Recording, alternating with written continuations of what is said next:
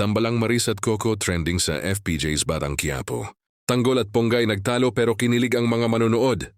Nagtrending sa social media ang tambalan nina Coco Martin at Maris Racal sa pinakabagong episode ng FPJ's Batang Quiapo. Matapos ang matinding eksena kung saan nailigtas ni Tanggol si Ponggay mula sa kapahamakan. Ngunit ang mas ikinagulat at ikinatuwa ng mga manonood ay nang matapos ang aksyon ay nagtalo ang dalawa. Isang tensyonadong tagpo na agad.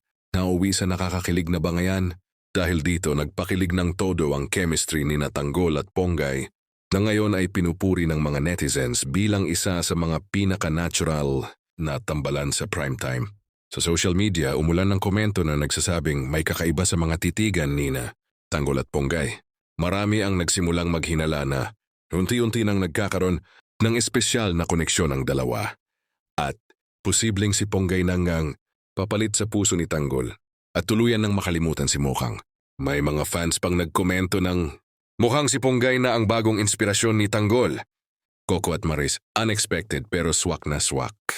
Maging sa X ay trending, kung saan libo-libong posts ang nagpapatunay na bagong paborito ng mga manonood ang tambalang ito.